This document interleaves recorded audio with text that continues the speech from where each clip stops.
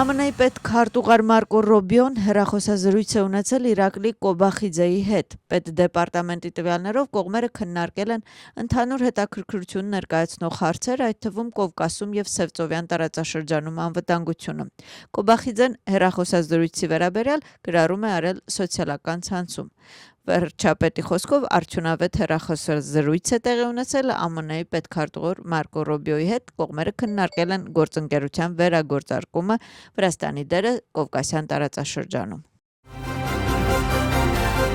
Վրաստանի դատախազությունը Ալեքսանդր Էլիսաշվիլիի մեղադրանք առաջադրեց 2025 թվականի մայիսի 4-ին կատարված ահաբեկչական գործունեության երկրորդ դրվագի համար։ Դատախազության տվյալներով 2025 թվականի մայիսի 4-ին Ալեքսանդր Էլիսաշվիլին փորձել է այրել քաղաքային դատարանի արխիվը և զգալի գույքային վնաս պատճառել քաղաքային դատարանին։ Նա նաև վտանգել է այդ պահին այդտեղ գտնվող աշխատակիցների առողջությունն ու կյանքը։ Ալեքսանդր Էլիսաշվիլիի մեղադրանքները նախատեսվում են մինչև 15 տարվա ազատազրկում։ Պատմական օրվանից 35 տարի է անցել։ 1991 թվականի մարտի 31-ին Վրաստանի քաղաքացիները հանրաքվեի միջոցով աջակցեցին երկրի անկախության վերականգնմանը։ Սա մեր երկրի պատմության ամենանշանակալի ամսաթվերից մեկն է։ Ընտրողների ճնշող մեծամասնությունը դրական պատասխանեց հարցին, թե համաձայն են, թե ոչ Վրաստանի պետական անկախության վերականգնման հետ։ Հանրաքվեի արդյունքները հիմք հանդիսացան Վրաստանի պետական անկախության հռչակման համար։ Սա վերջին հանրաքվեն էր, որը անցկացվել է երկրի մասշտաբով։ Օկուպացված Ցխինվալիում և Աբխազիայում բնակվող բնակչությունը արտահայտեց իր դիրքորոշումը։ Ապրիլի 5-ին հրապարակվեցին հանրաքվեի վերջնական արդյունքները, իսկ ապրիլի 9-ին Գերագույն խորհուրդը ընդունեց Վրաստանի անկախության մասին օրենքը։ Պատմական օրվանից անցել է 35 տարի։ Հանրաքվեի արդյունքների համաձայն Վրաստանի բնակչության բացարձակ մեծամասնությունը կողմ է արտահայտվել երկրի անկախության վերականգնմանը։ Այս ամսաթվին արձագանքել են Վրաստանի նախագահ, վարչապետը և խորհրդարանի նախագահը։ Կառավարության պաշտոնյաների խոսքով Վրաստանը այն ժամանակ պատմական որոշում է կայացրել ընտրելով անկախությունն ու ազատությունը և այսօր բոլորի պարտականություն է հոգ տանել այս ժառանգության մասին, արժանապատվորեն պաշտպանել և ամրապնդել պետականությունը։ 1991 թվականի հանրաքվեի հարցը նույնպես քննարկվել է այսօրվա խորհրդարանի նիստում։ Մարտի 31-ը Վրաստանի առաջին նախագահի ծննդյան օրն է։ Զվիատ Գամսախուրդյան այսօր կդառնար 87 տարեկան։ Վրացական ազգային ազատագրական շարժման առաջնորդներից մեկը ծնվել է Թբիլիսիում 1939 թվականին։ Այդ օրվա կապակցությամբ Թացմինդայի Պանթեոնում առավոտից մարդաշատ էր։ Զվիատ Գամսախուրդյայի գերեզմանի մոտ հավաքվել էին ընտանիքի անդամներ, հարազատներ և համախոհներ։ Խորհրդարանը արագացված կարգով կքննարկի կառավարության կողմից 6 տարուց ավելի հին տրանսպորտային միջոցների մաքսազերծման վերաբերյալ պատրաստված փոփոխությունները։ Նախագիծը լսել են այսօրվա գարնանային նստաշրջանի շրջանակներում։ Նախագծում նշվում է, որ 0-ից մինչև 6 տարեկան ներառյալ տրանսպորտային միջոցների ակցիզային հարկի դրույքաչափը կսահմանվի 1,5 լարի շարժիչի ծավալի 1 սմ խորանարդի համար, իսկ 6 տարուց ավելի հին տրանսպորտային միջոցների համար 4,5 լարի։ Հիբրիդային և էլեկտրական տրանսպորտային միջոցների համար կկիրառվեն արտոնություններ։ Մեծամասնությունը փոփոխությունների անհրաժեշտությունը բացառում է երկրում ստեղծված բարդ էկոլոգիական իրավիճակով, մինչդեռ խորհրդարանական ընդդիմությունը պնդում է, որ փաստարկները անբավարար են և պահանջում են փոփոխություններ կատարել օրինագծում։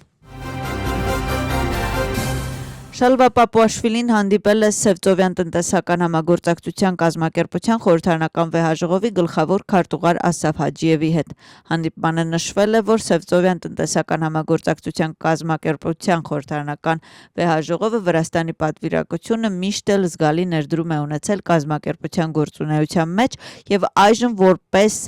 նախագահող երկիր մեծ պատասխանատվությամբ է մոտենում այս հնարավորությանը։ Կողմերը քննարկել են Թբիլիսիում նախատեսված գլխավոր ասամբլեայի հետ կապված մանրամասները։ Նշվել է, որ ասամբլեայի թեման վերաբերում է արհեստական բանականությանը և տարածաշրջանային համագործակցությանը։ Քաղաքային դատարանը նեոնացիստական խմբավորման անդամակցության եւ ֆաշիստական գաղափարախոսության կողմնակից լինելու մեղադրանքով ձերբակալված 2 անձանց դատապարտել է ազատազրկման։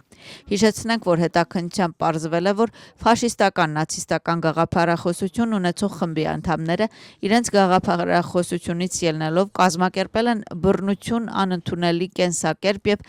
ազգության ունեցող անձանց, այդ թվում անչափահասների նկատմամբ տարբեր հայացքներ եւ ազգություններ ունեցող անձանց նույնականացնելու եւ պատժելու համար վերոնշյալ խմբի անդամները անհանդուրժողականության պատրվակով կազմակերպված եւ խմբային եղանակով հարձակվել, նվաստացրել, ֆիզիկական եւ հոգեբանական բռնության ենթարկել եւ խոշտանգել են նախապես ընտրված զոհերին։ Նախնական գնահատականներով 2026 թվականի փետրվարին նախորդ տարվա նույն ժամանակահատվածի համեմատ տնտեսական աճը գրանցվել է 8.8%-ով ավելի, իսկ հունվար-փետրվար ամիսներին միջին ցուցանիշ 8.4% է։ Այս մասին հաղորդում է ազգային վիճակագրական ծառայությունը։ Մերձավոր Արևելքում իրավիճակը շարունակում է մնալ ծանր BBC-ի հաղորդագրության Պարսից ծոցի երկրներում գիշերը կատարված հարվածների հետևանքով մի քանի մարդ վիրավորվել է։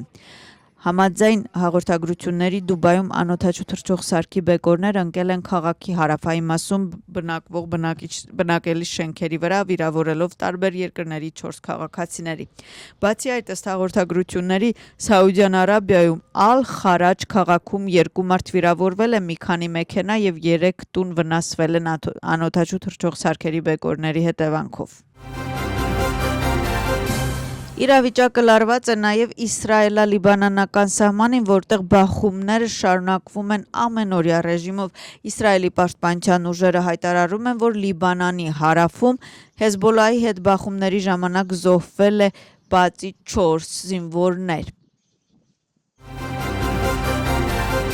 Ամերիկայի Միացյալ Նահանգների նախագահը խորհուրդներ է տալիս այն երկրների, որոնք չեն կարող ավիացիոն վառելիք ստանալ Հուրմուզի նեղուցի փակ լինելու պատճառով։ Բացի այդ, նախագահի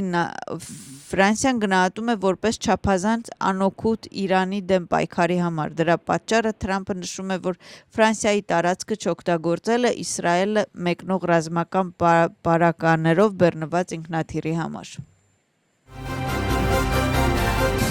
Թել Ավիվի պատմական թանգարանում բացվել է Վրաստանի կաթողիկոս պատրիարքի հիշատակին նվիրված ցուցահանդես։ Այցելուն հնարավորություն ունի տեսնել Էրեկլե II-ի ժամանակներից վերականգնված եզակի սրբապատկերները, ծիսական առարկաներ եւ ավետարանը, որոնք պահպանվում են ֆոնդում։